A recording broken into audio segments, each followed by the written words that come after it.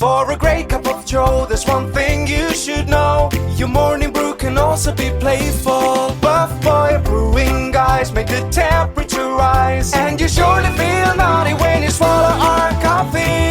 If you want some real heat, give your mouth a fine treat. You will want some more, rest assured. Buff Boy Brewing, you can't get enough of. It's time for The Scribble, your weekly fix of celebrity chats, bizarre stories in the news, and basic random chatter with best-selling author and syndicated radio host Jeremy Bradley. Make sure your seat is in the upright and locked position and your barf bag is securely in place. Here's Jeremy Bradley. Thank you very much, Larson. Jeremy Bradley here. This is The Scribble. 30 minutes of time-wasting fun coming your way today. So some disclosures right off the bat, okay? I'm at home today. Now, I've been in radio broadcasting for 20-some years, so I've had an actual studio. I'm not talking about like a little laptop and a USB microphone as a quote-unquote studio, as, podcasters. Like, it's legitimately... We could run a radio station in this room. Like, that's that's how much of an investment my company had years ago when we started producing syndicated radio programming. So I'm not in the office with everybody, but they are listening from across the city, and I'm flying solo. So that's great because, not that I dress up for work anyway, but I am, I'm wearing a hoodie, my husband's hoodie, some sweats, big fuzzy slippers like I'm some middle-aged housewife. But I gotta tell you, it's very comfortable. And I'm only scheduled to tape 2 podcasts today, but I feel like I'm so comfortable I might be able to do a few shows. Now, why am I at home? So I was just, the 2 of us were just in... Can I name we were in Mexico, whatever. I was going to say, can I name the country? Of course I can. We were in Mexico for a few days. Now, the reason that I'm telling you this story is because while we were there, I got a text message from somebody that I worked with quite a while ago. Like, I would say maybe 15 years ago.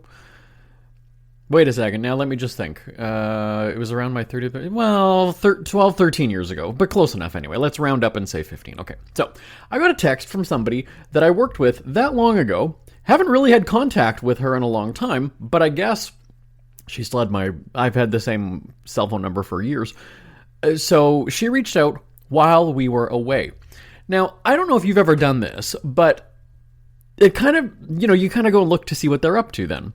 And then I started to remember a bunch of the other people that worked at the same place. And I started looking them up too. It took me down a rabbit hole. And it also took me down memory lane. So that's what I'm talking about on the show today. Because if you've had multiple jobs, like if you had, over the course of your adult life, you've either, you got fired or you quit, whatever it is. And the odd person, maybe you've already swapped phone numbers with while you work together.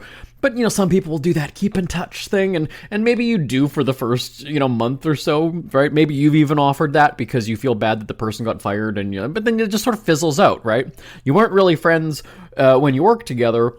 Why would you be now when you don't work together? If you didn't really care for each other, in one environment, are you really going to like each other then? So, I didn't mind this woman, actually. But anyway, I'm going to tell you about her interaction and then just my memories of that place. Because if there's one thing that people like talking about, it's past jobs, nightmare bosses, nightmare coworkers.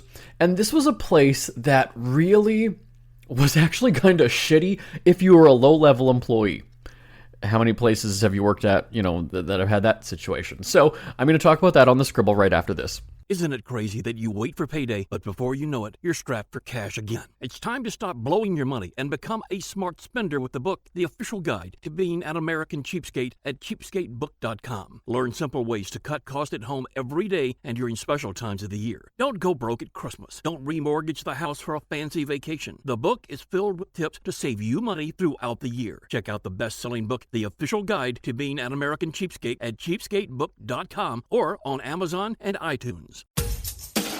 Ever had something to get off your chest but never had the balls to say it? That's a load of crap. SpeakFreeWithJB.com is exactly what you've been waiting for. Your chance to tell it like it is and not care what anybody else thinks. Have your say on issues of the day. Join newspaper and radio columnist Jeremy Bradley as he tells it like it is. Hundreds of thousands of people have stopped by, including some well-known celebrities who have had a chat with JB and speak candidly about what's really going on in the world. You can join them too. Have a rant or a rave. Be brave and head on over to www.speakfreewithjb.com now. JB here on the Scribble. Hello, my husband. He's, I don't know that Charles has ever come in. Do you want to come say hi? No.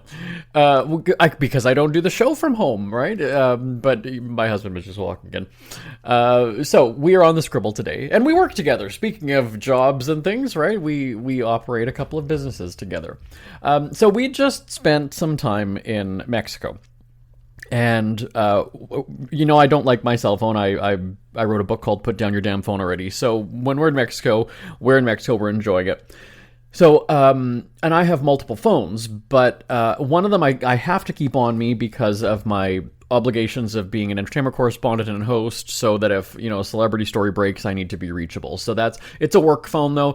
It's not... selfies and social media and crap like that. It's a very professional phone, and so that one has to be on me. But my other phone that just has friends and family and social and whatever was left at the hotel. So we'd spent the afternoon out, and we come back to the room, and I look at the phone, and it's got the odd text or email, some spam or whatever it is. And so there was a woman who... I'm trying to think if I can name names. Yes, I can, because I'm not going to identify the company. Her name is Tanya. Tanya, as people would call her. It's one of those names that you never know, right? Is it Tanya or Tanya? Tanya, Tanya. Tanya, do I call you Tanya? I called her Tanya, so that's what I'll call her on the show today. Now, we worked together at a place quite a while ago, as I said in the intro. So she texted me a link to a job ad, something in broadcasting, and I appreciate it, right? Do you have somebody like that in your life, or it's like, I was thinking, I saw this job ad, thought you might, and so that's fine. She was thinking about me. I appreciate that, especially all these years later. So, I texted back, oh, thanks, just in Mexico, which is sort of a weird reply, right?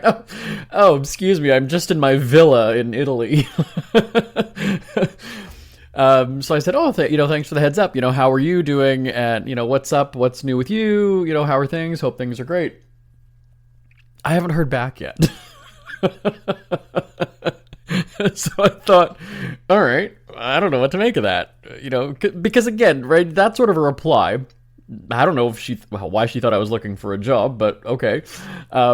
And so maybe my reply of, hey, just in Mexico, whatever, maybe she thought was kind of, being rubbed in her face that I was, but that's not how it was intended to be. I'm just saying it took me a while to get back to her. And so, hey, so I replied, thanks, how are you, blah, blah, blah.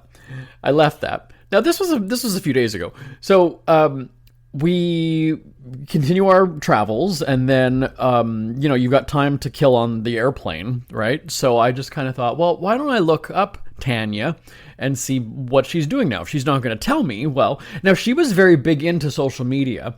It was still sort of in its infancy. Like, I think that, I don't know if was Instagram around? She was very big into Facebook, and she thought that she kind of mastered social media, the way it was at that time.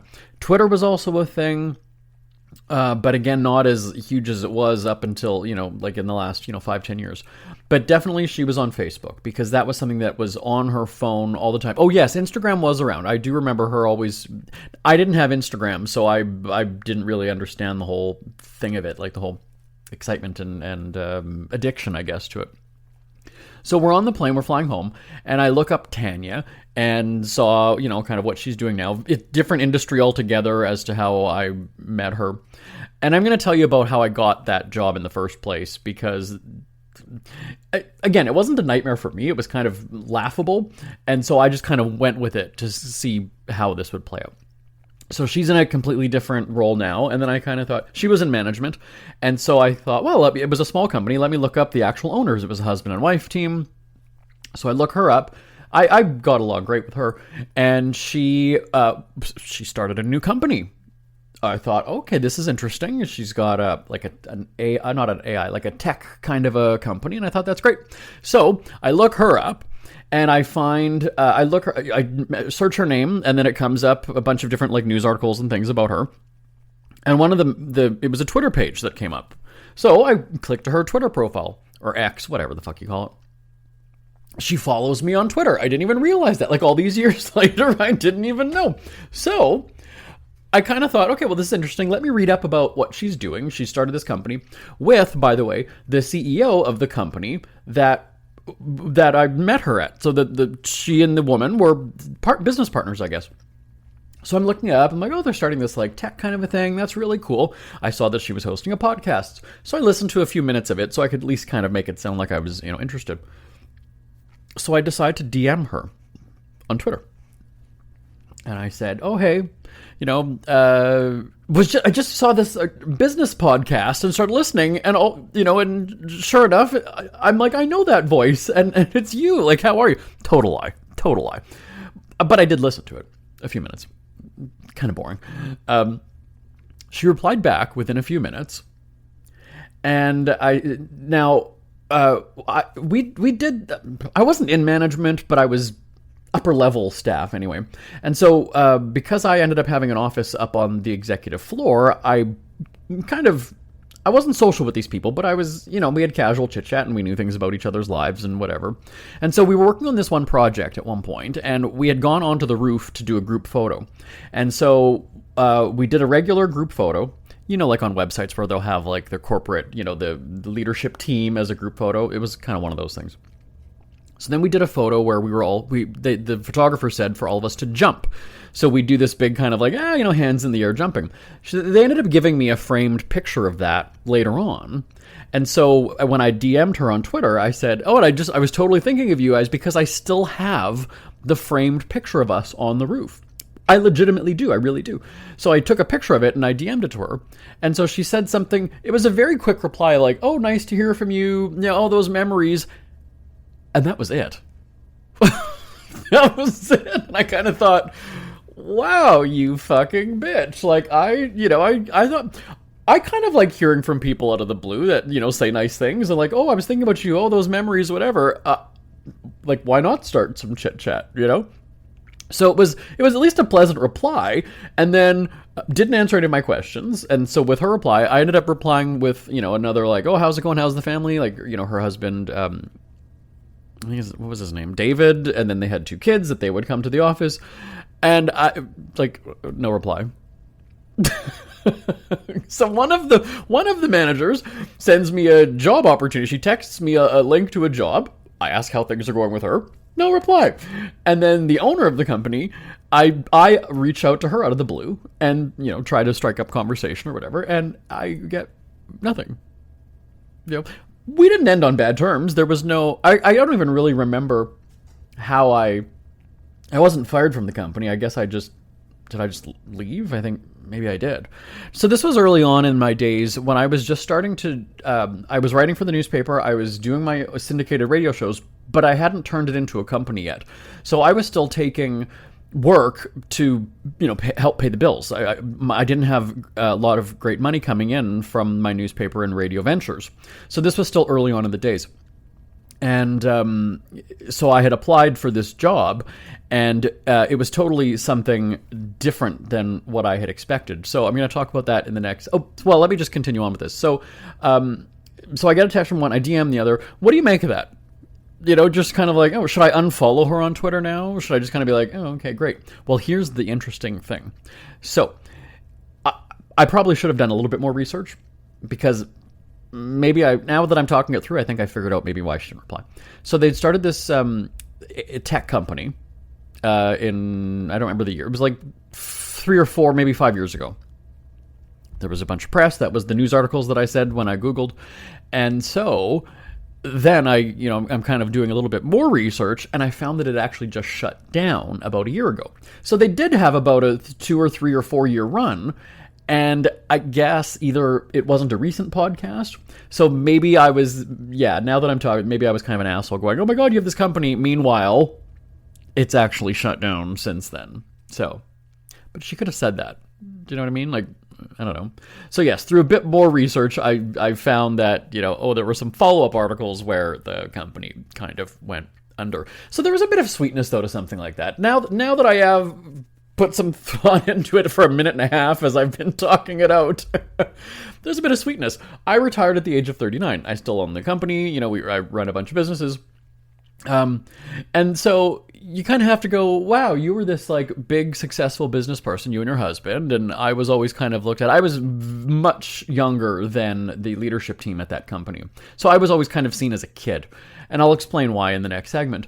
But there is a bit of sweetness to that, because I didn't own a company. I wasn't running businesses at the time when I worked with them. So, I was just this, oh, you're the guy on the radio kind of thing. And I was like, yeah. No, you have to remember, this is before the days of podcasting and blogs and everybody, having their own show. This was legitimate radio. And so when I kind of look at it now and go, well, all right, whatever. I mean, you're the one that had a company fold after 2 or 3 years. I'm still going on 20 years with mine. But anyway. So, I'm going to talk about that job because it really was an experience, and I'll tell you about it coming up on the Scribble right after this. Who are the Kardashians feuding with now? What did that little thug Justin Bieber do this time? Who's getting hitched? And who's headed for Splitsville? Hear the latest celebrity news and gossip every day on Entertainment Wrap-Up. The good, the bad, the ugly, but mostly the ridiculously hilarious. It's all recapped in this daily segment at entertainmentwrapup.com. Have a laugh at the expense of the rich and famous when they take themselves way too seriously. It's 3 minutes of time-wasting fun at entertainmentwrapup.com. Check out Entertainment Wrap-Up at entertainmentwrapup.com. Brought to you by Speak Free Books. JB here on the Scribble. Like a lot of entrepreneurs just starting out, I was optimistic that I would just start my company and money would be coming in hand over fist on day 1, hour 1, minute 1. And that's just not the reality these days. I guess unless you maybe start OnlyFans and you post dick pics or something on the first hour of your membership. But I slugged it out as long as I could. I made a go of it. But the reality sets in and you're kind of like, you know what? I do need to eat. I do need to pay for things. I had a house. No, wait. Did I have a house at the time? Yeah, I guess I did have my house at the time. Probably just newly had my house. Now, yeah, I guess it was. I'd probably had my house for about 2 or 3 years at that point. So, because I've been in my house for, 18, almost 19 years.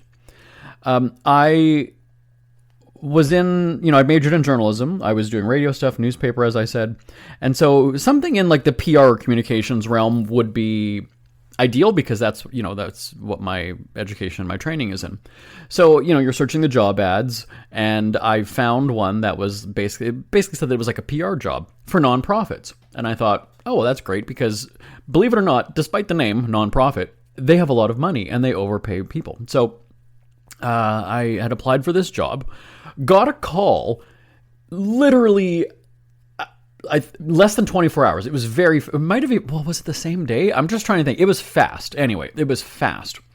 And so I get a call and I kind of thought, well, that's really good, right? Because most people, when you hear when people apply for jobs, one, they don't hear anything for, weeks on end, or they'll get a rejection email 3 weeks later.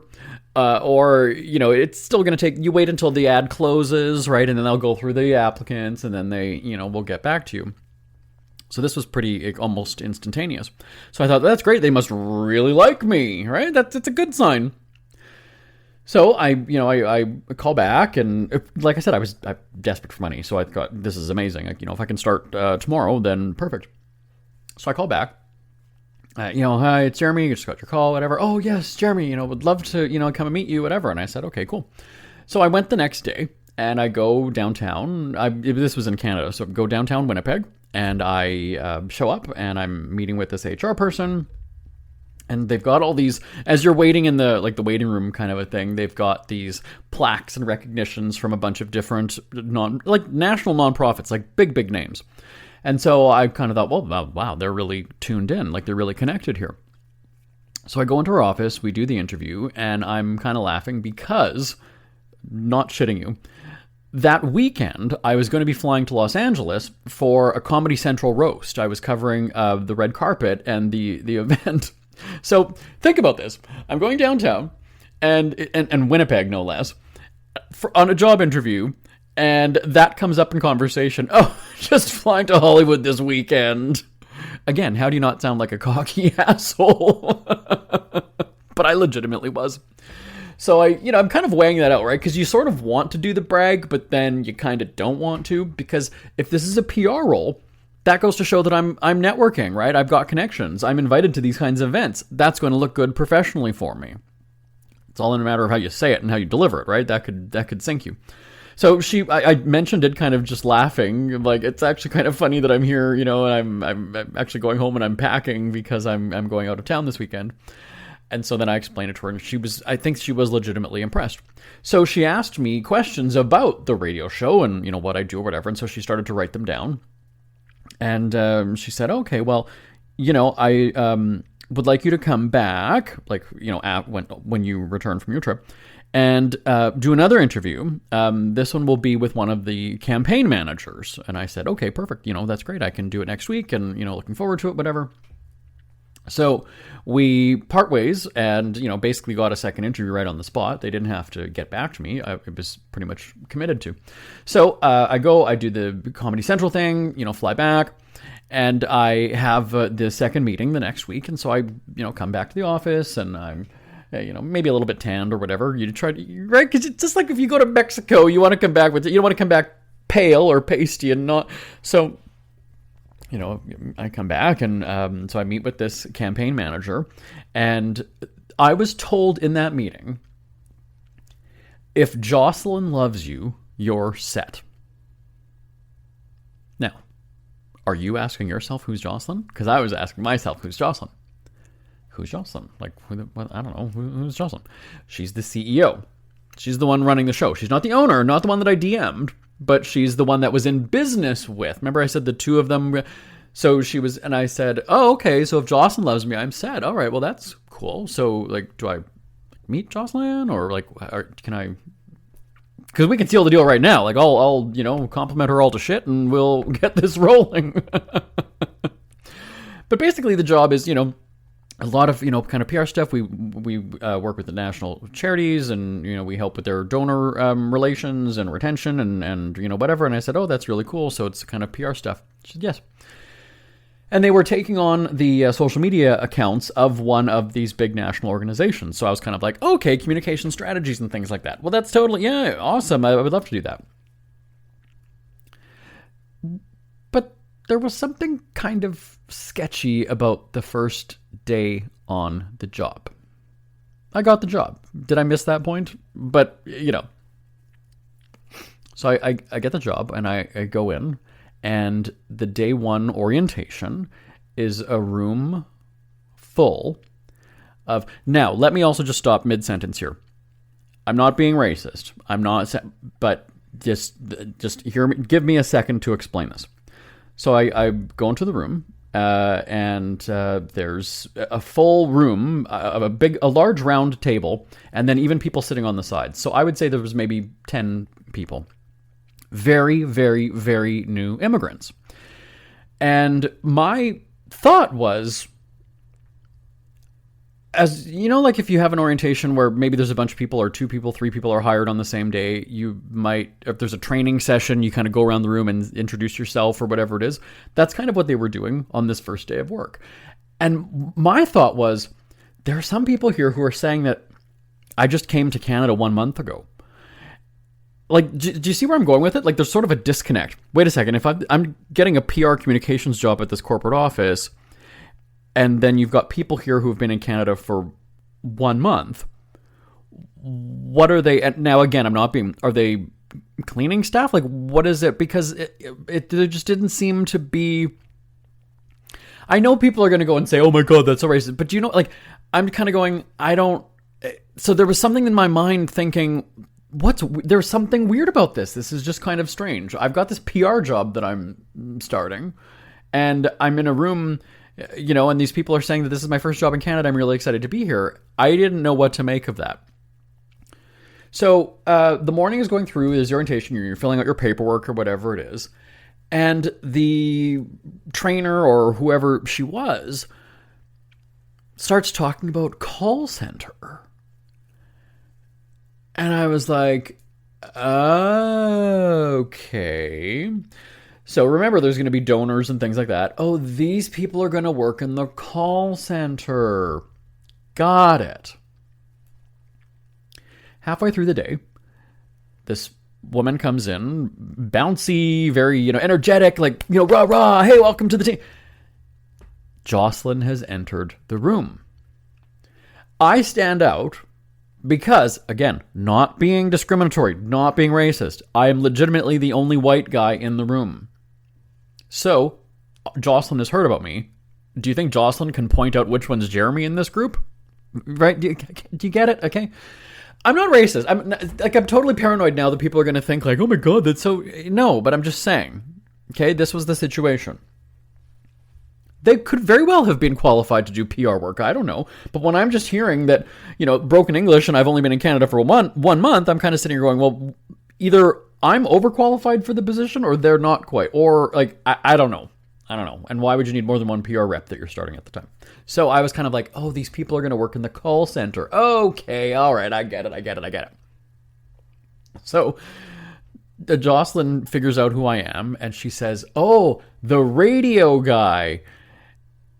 Now, it was kind of embarrassing because in a group setting like that, I'm kind of just trying to stay quiet. I've never liked the person who's always like the loudmouth in the group, the know-it-all, the big show-off, I don't like that kind of person. Even though I've got a big personality, I talk a lot, I'll be the quiet one. I don't want to be that obnoxious asshole that people are like, okay, just shut up, can we move on? Aside from on this show, of course. So Jocelyn says you're the radio guy, and I'm embarrassed because now people are like, oh, like I'm some celebrity, and I just kind of thought, oh, fucking, great. So we break for, I don't know if it was lunch or if we just took a quick coffee break or something. And so Jocelyn comes up to me and she's like, oh, welcome aboard, great. Yeah, I'm looking forward to kind of sitting down and, chatting with you, getting to know you more. And I was like, okay, cool. Yeah, no, anytime. Just let me know. And I go through my first day, leaving, thinking, okay, I start my PR job. Maybe I go up and upstairs to where Jocelyn's office is and I work with him. Like that's why she came to me on my own after. She didn't go up to any of these other people after and say, hey, we'd like to get to sit and talk and get to know you. So I kind of thought, oh, okay, I get it. We are just coincidentally starting on the same day. So day 2, and I come in and I was I'm dressed for a corporate role. So I go to the HR. I'm like, hi, starting today. They take me to the call center floor. And I was like, oh, okay, all right. So I can just kind of watch and kind of get, we really kind of want you, you got to get a feel of things. So you got to start kind of ground level and then, work your way up. And I kind of thought, okay, yeah, that makes sense, right? I'm not going to jump in. I want to know exactly what they're doing.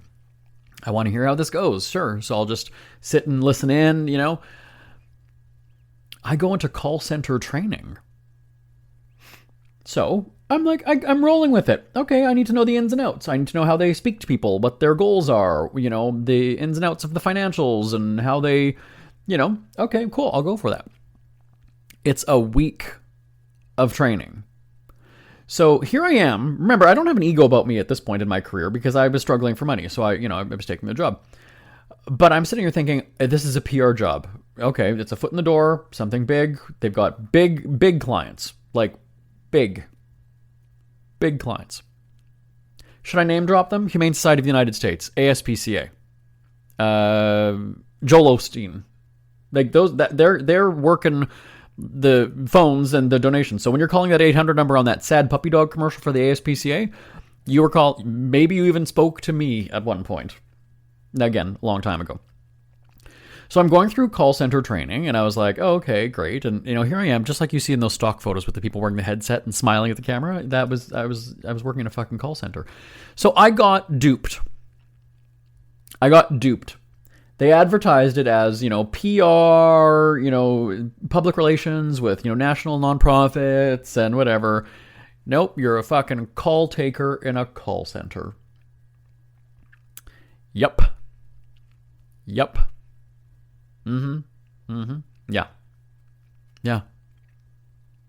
So, talk about being misled, right? And now the interesting thing was I was not hired at minimum wage because that would have tipped me off right away, right? I wouldn't think that I'm going to be doing a PR job for minimum wage. So then I was like, oh, okay, well, they are going to be advancing me because I'm sure these people new to Canada are not going to be making, however, I don't remember how much I was making, but I just remember thinking that to myself, going, as long as I'm being paid more than these people and I'm going to be moving up elsewhere in the next week or two, great. So after the week of training, all of a sudden, I see that my name is on the call center schedule because I was like, all right, so, Monday, 8 o'clock then, do I just come in here? And they said, well, did you check the schedule? And I was like, well, no, I don't. This isn't like a fast food job. Why would I check the schedule? Isn't it the same every day? Well, no, you might have, morning, you might be, an afternoon, you might be an evening. And I said, I'm not sure I understand what's happening here. So again, the ruse is, no, we're going to have you work the phones for a little while. So again, because you've never done this before. So, it'll get, you got to warm up to knowing everything and then you'll be a master at this. And, because we've all been here for a long time. So we all know this account. We all know this stuff. You're new here. So, again, I'm falling for it going, okay, all right. But I'm not doing this forever. Like I'm not doing this for a long time. I'm doing the PR thing, right? Yeah. So I'm working the call center. Like I said, I've got a major in journalism and all these things. Like, why are you wasting my talents? I could be doing, So after, this is now a few weeks of being a call center agent, I started to lose patience. Now, I got to tell you, working in a call center is, at least in this one, I would never do it. Because... And maybe it was just this place. The staff was so controlled, so monitored, and it makes sense if you're new to the country and you need the money. That's what I'll say about that. And I will explain why in the next segment, or is it the next show? What are we doing here? We're out of time? See, I'm not in the same building as my team, so there's a bit of a delay in say it again. I keep going. Well, all right. Okay. No, wrap it up. Okay. I will tell you more on the next Scribble. My name is Jeremy Bradley. I'm just coming off a vacation, you guys. All right. Like I said, I'm here and I'm not. So I will finish the story on the next Scribble. Stay tuned. We're going to end on a cliffhanger. But know this. It was a nightmare job for so many people. Thankfully, I was treated nicely. But I will explain that coming up on the Scribble next week. My name is Jeremy Bradley. Feel free to give me a shout. Tell me about your horrible jobs that you've had in your career. My email address, live, L-I-V-E, @jbonair.com. live@jbonair.com. Bye for now. We hear you chirping. Get scribbling. Tweet up the Scribble at The Scribble Show. Join the discussion with Jeremy Bradley. It's all going down right now on Twitter @The Scribble Show and @thescribbleshow.com. Want more Scribble? Check out thescribbleshow.com for past shows, celebrity interviews, cheapskate tips, and more. That's at thescribbleshow.com and on Twitter @The Scribble Show. The Scribble is a speak-free media presentation. If you want some